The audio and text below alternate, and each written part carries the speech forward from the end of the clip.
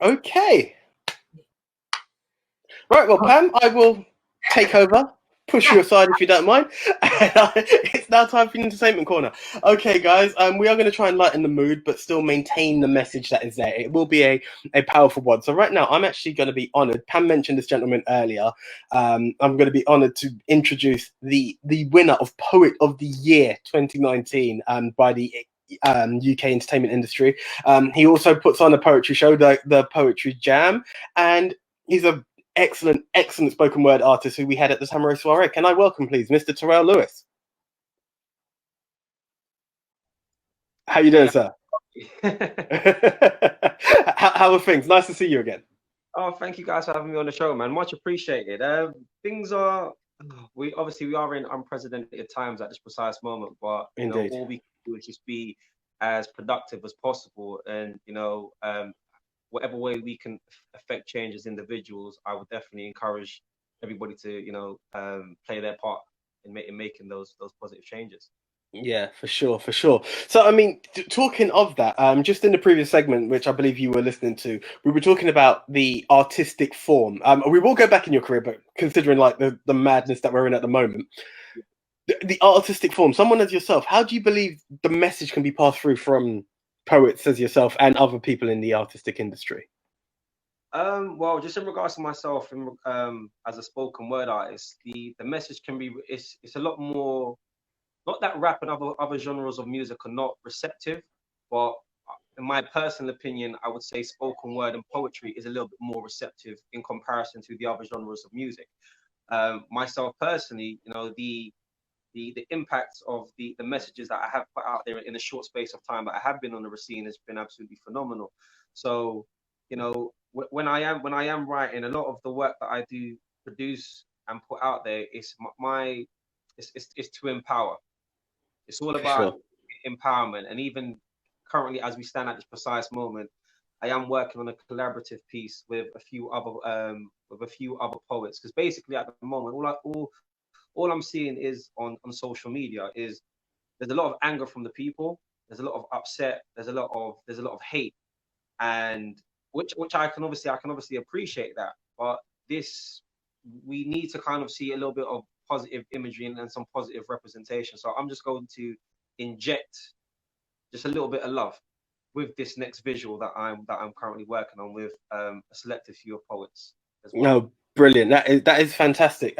And I believe again, it's been noted, so it's not my belief, it's actually out there that these are trying times, whether it be COVID, whether it be the whole Black Lives Matter, that Yeah, in this current situation, people are mentally being challenged, and sources such as yourself and the other poets coming together to provide that form of entertainment and a break from this new normal or this unnormal situation that we're in really helps to encourage people in a way and give them hope.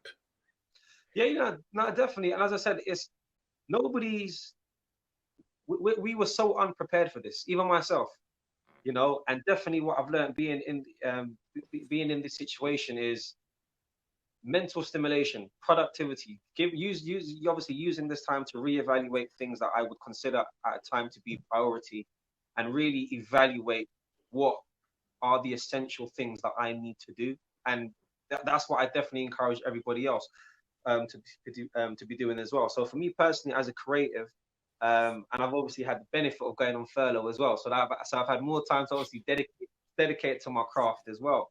So with that being said, I've been using this time to just really write, home in on, what I want after this, because the facts of the matter are, this is not forever.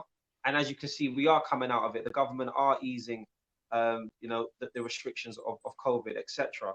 So the question that we should ask ourselves are, where were we when we started, and where do we want to be when this is over? Because this is definitely going to be over. So that's how I looked at it. I looked at it as an opportunity to execute certain plans and ideas, because we are always saying that we don't have enough time. Well, with the powers that be, they're like, all right, cool. You look got all this time now. Let's see what you want to do with it. But then, as you know, human nature, we're still complaining now. Like we've got too much time. We don't know what to do with it. So we just don't know how to win. You know, so just try to be as productive as you can. Put down your phones. I had to come off social media. I took a week off, and that week that I took off social media allowed me to just recharge my batteries because it's mentally draining as well. There's so much information. There's conspiracy theorists. Everybody has an opinion about, COVID and all of this kind of stuff, and it is taxing on the human brain. So because obviously, there's all this information, people come to various different conclusions, and it could either, have a positive or a negative effect on people's perceptions. So Do you yeah. know what? Worded perfectly, and I totally agree with you. I do understand, and I don't knock anyone who hasn't been able to create anything in this time. But like yourself, you saw an opportunity that there were so many things that you said we don't have time to do, and while it's still there, and I'm just as my touch to anyone. Remember, if you are on furlough, you're still getting paid on this time, so like make the absolute most of it. And again, I appreciate that it's not that capable for everyone. You don't have to find a goal. Just if you are looking for that time, this is that small last nudge That's from the it. two of us on Exactly. that one. So no, really appreciate that and agree with that. So we're talking of that. Let's talk about Terrell himself. Where did the passion and inspiration come from to enter the world of spoken word? Oh God, you know what? Ah, it's just one of those things where it just happened. But my mum's a writer, so yeah. So my mum's a writer, but I wasn't really interested in writing. So what happened was, so obviously originally I'm from London, but I left London in 2015. I left London 2015, and I moved down to the south coast, in Portsmouth area. Okay.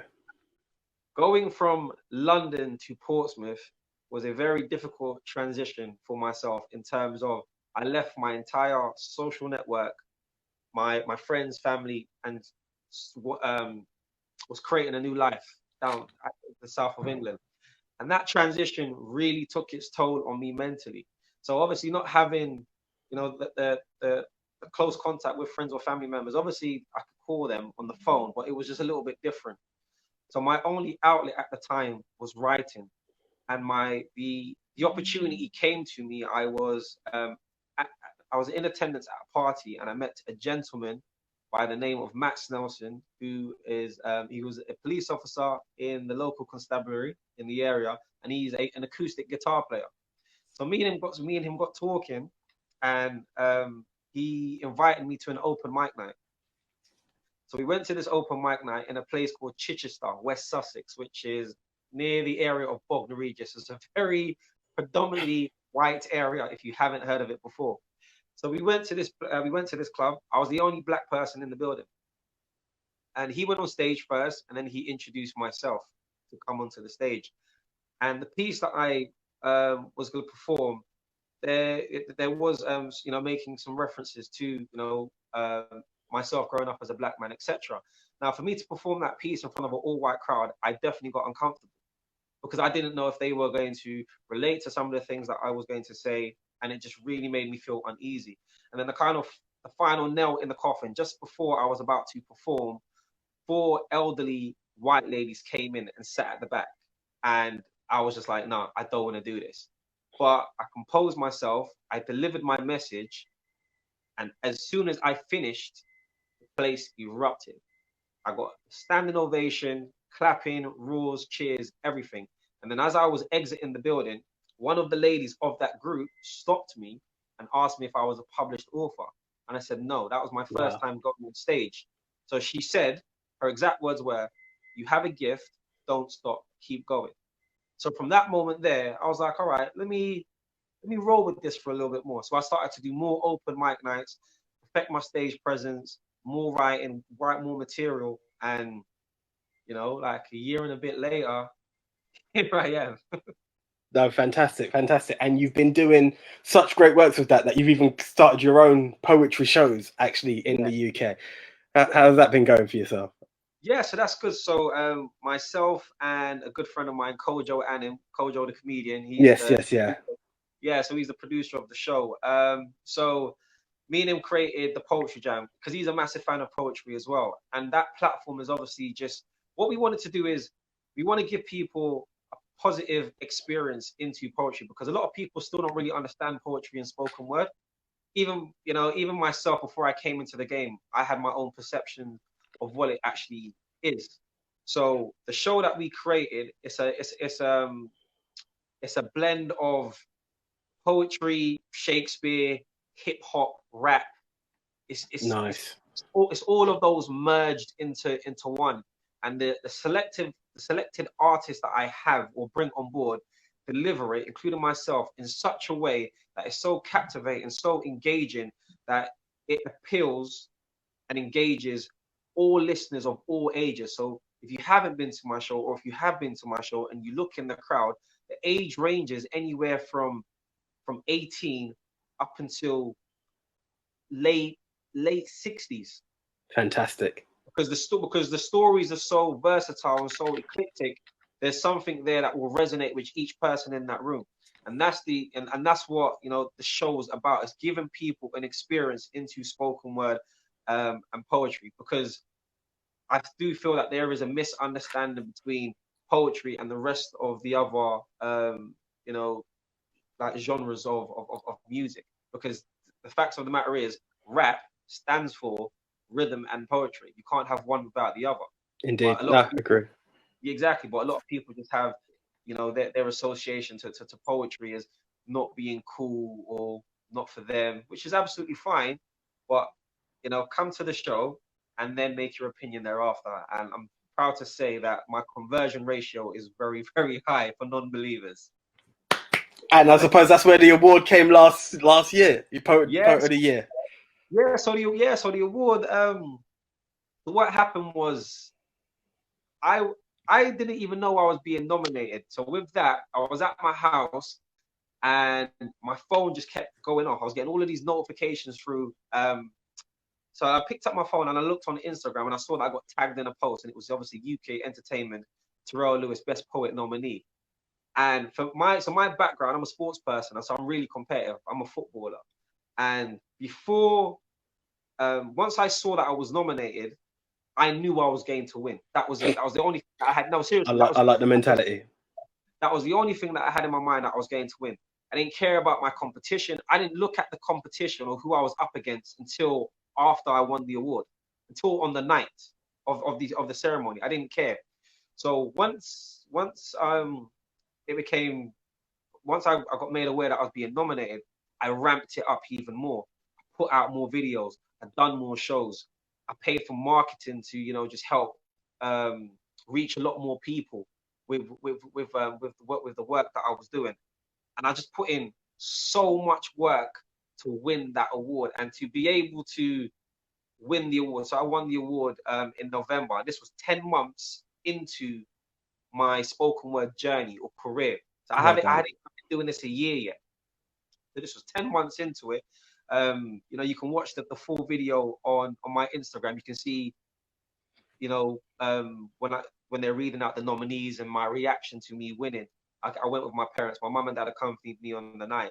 And just to achieve what I achieved within a 10-month time frame, not, you know, coming into this you know, this game with no experience, nothing, and just being just having just raw talent and just having a message to deliver to you guys was an absolutely amazing and overwhelming experience. And it's just something that I'm just so thankful and appreciative of. So, you know, with that being said, you know, I'm in a position where I'm using my voice and my words and my messages to empower and to encourage, you know, everybody, all people, especially, you know what I mean, my own people, because I feel that we just need it the most. Like, we need a voice. So Perfect. yeah, exactly. So however I can affect that, you know, that positive change, I'm gonna do that. And you know what? That is a perfect segue. One, you mentioned Instagram, and two, you mentioned empowering our people with the echolers that you've done and the empowerment you have. Ken, if possible, can we also bring Jade into this chat, please? This is a young lady who's been featured in the comedy section with us, and she's got a powerful video which we're going to show. But you actually commented on her video recently, so I don't know if you recognise the face, but I thought I could do a quick intro. Yeah. Wait, did I comment? Yeah, but the one was it in the car? Was you in the car? Yeah. But the video I'm showing now is it's a monologue from my play that I did in Edinburgh Fringe Festival. So it's about protesting, not exactly to do with Black Lives Matter, but we tried to like intertwine it. But yeah, it's about basically using your voice and not being silent, because that's not perfect. We need everyone to use their voice and stuff. Okay, so let's have a look at that video, and then after that, Terrell, we'll get you to put out your contacts, and hopefully, if we can, a quick one from you to close the show. But yeah, let's have a look at your video, Jade. Speak up.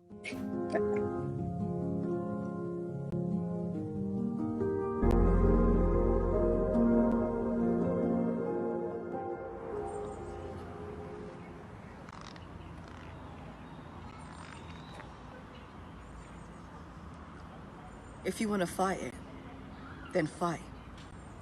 But staying silent, that's the worst possible action. Because that means no action at all. It's weak. Do you understand how lucky you are? You have a voice. You have freedom. Freedom to raise your voice.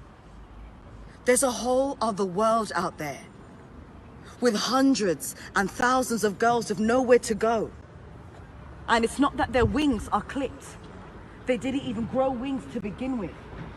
They're born with shame. Shame around their bodies. Shame about expressing themselves. But you, where does your shame come from? Why are you so ashamed to speak up? Don't you see that you're only serving the shame that they have around here? They don't matter. You matter. Silence doesn't matter. Having a voice matters. You've been blessed, born with the opportunity to give your voice a real meaning.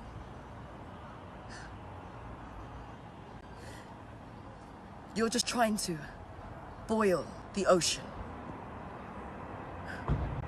when you could move mountains if you tried.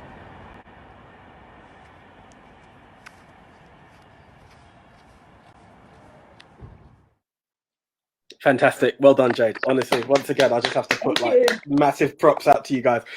Both of you, like, congratulate. Like, Jade, I announced your award like 2 weeks ago. Terrell, I'm announcing yours. I'm no one in this game because I've got no awards, but again, no, big up to both of you. Fantastic.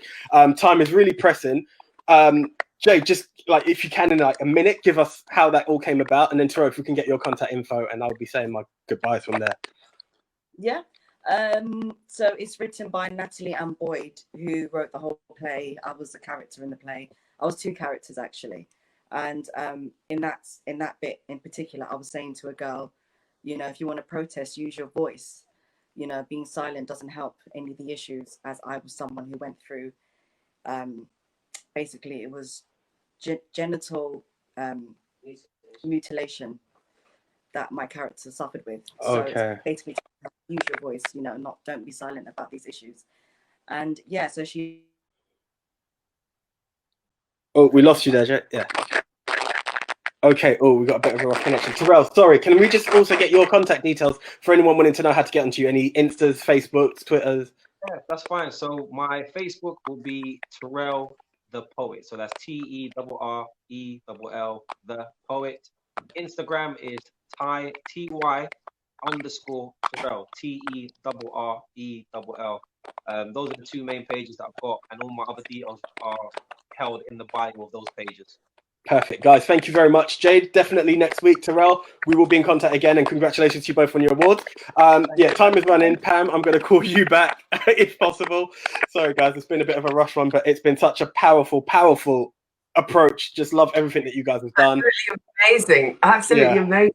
Terrell Lewis, wonderful guy, and he did get a standing ovation, didn't he? At the he did indeed. Soiree in 2019, and he's just spoken about, you know, all the time he's getting it like that. It's absolutely brilliant, absolutely brilliant. We've got to, and Jade Marie, well, of course, Jade Marie, absolutely brilliant. We've got to give a question out. Come on, Anthony, quick. What town did Terrell perform that first poetry? Where was it? What was the name of the town? You should have paid attention. He mentioned it. Yeah, there you go. That's as much as we can do. At Lifestyle on Ben on Facebook and Lifestyle TV Show. Lifestyle on Ben at hotmail.com. Yeah, .co.uk even better. Yeah. So be sure to enter, and the hamper is all yours. The hamper is all yours, and it's a wonderful hamper. Dalgety teas, wonderful, lots of lovely herbal infusions and what have you. It's absolutely brilliant. Anthony, the time just flies by so quickly. So nothing more to say except for watch us on the Ben TV Sky Channel platform. Yep, 458, and thank you very much to MediaNet Live for providing it to you guys on your Facebook and YouTube on a Sunday evening. Tamara Event Designers, Losses Incorporated, and Dalgety Teas. That's the one. I want to say stay safe, stay strong, and stay blessed. That's the one. Until next week, folks, I'm out. See ya. We're out. Bye.